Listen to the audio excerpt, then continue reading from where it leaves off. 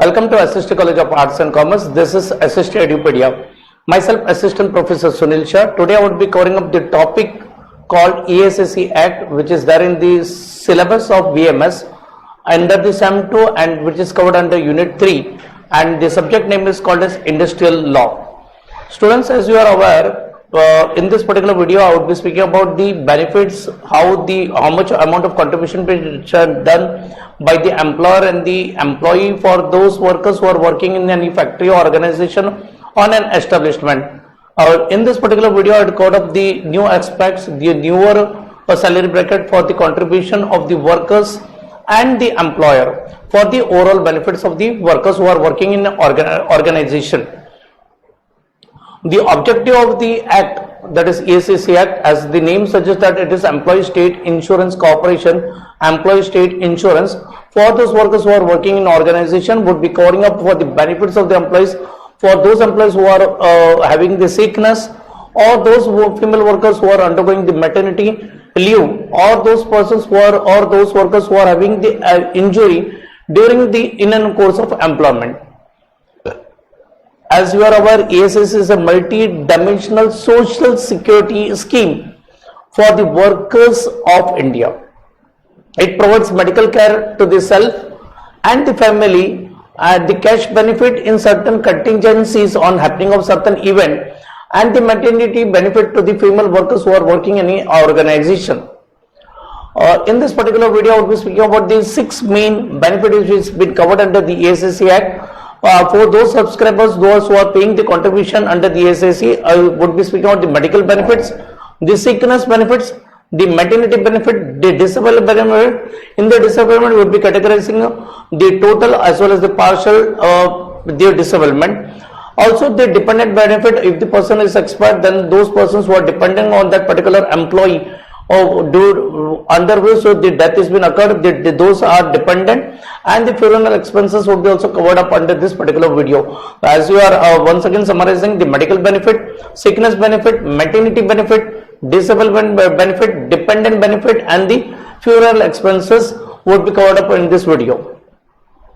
The employees registered under this scheme, that is ESSC scheme, are entitled to the medical treatment for themselves and the dependent, and there would be some cases unemployment cash benefit in certain contingency, that is on non-happening of the events. You are aware, during the corona guidelines or the corona view, we had the benefits which have been given for the extended period for those persons who were in the course of employment, or those persons whose the job was been lost. So in certain contingencies, the act are also been covered, and the maternity benefit in case of the women employees.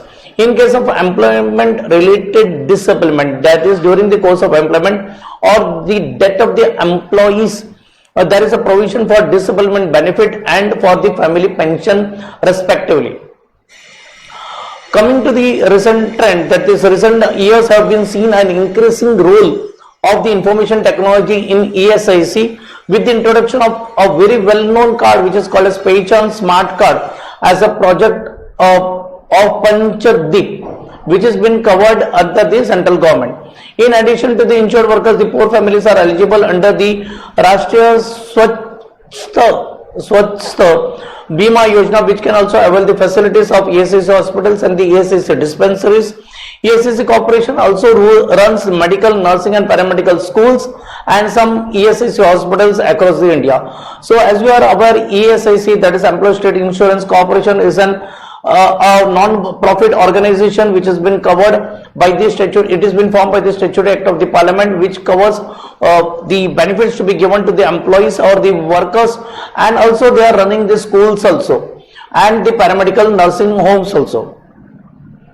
Coming to the next part, that is for the workers or the employees, they are covered under the and who are entitled for the ESSCs whose salary is less than 21,000 per month and rupees 25,000 in case of the person with disability. So in this particular video I am explaining you that those workers who are covered under the ESSC whose salary is less than 21,000, or if the person who is having a disability, then the salary would be raised to 25,000, they would be eligible under the ESSC Act. The workers' contribution is very minimum, that is 1.75% of the salary, while the employees' contribution is more, that is 4.75% of towards the ESSC scheme.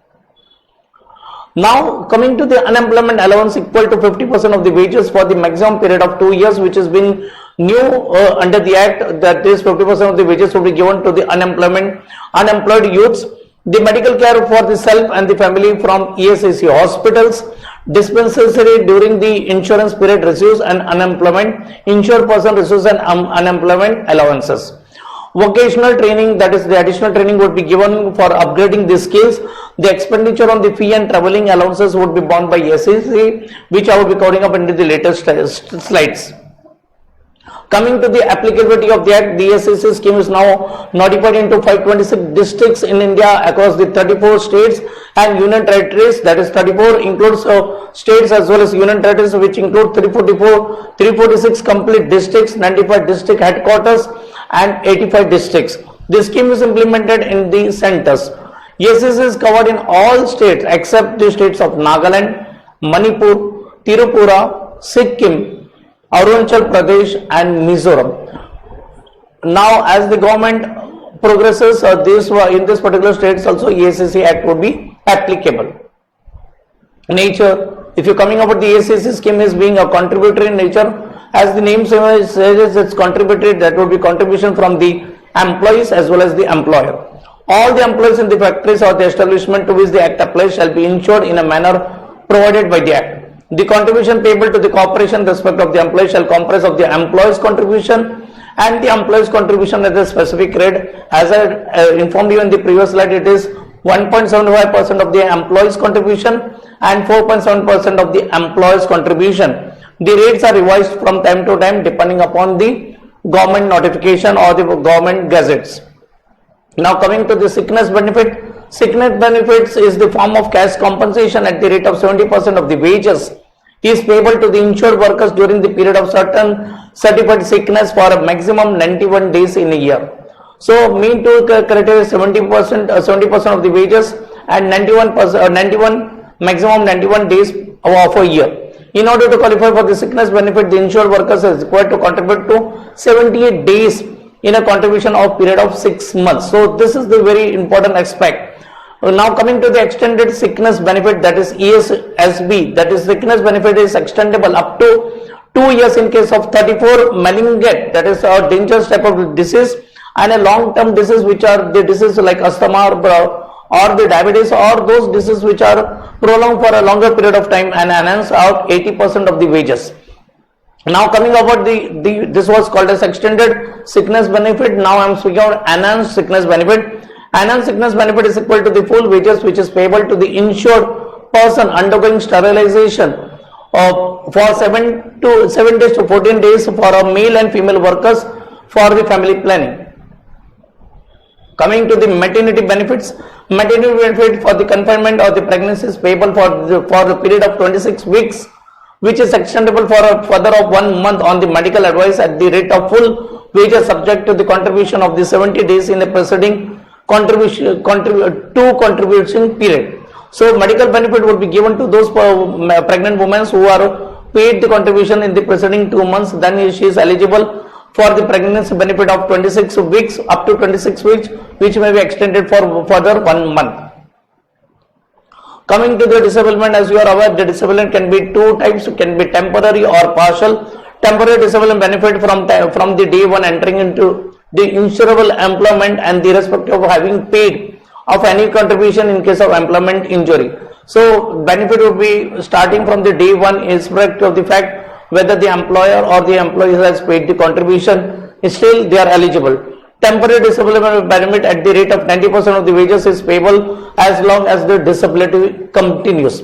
Coming to the permanent disability benefit, that is PDP, the benefit paid is up to 90% of the wages in the form of monthly payment depending upon the extent of the loss of the earning capacity as certified by the medical board. Students, in this case the medical board would be a certified surgeon which has been appointed by the state government or the central government.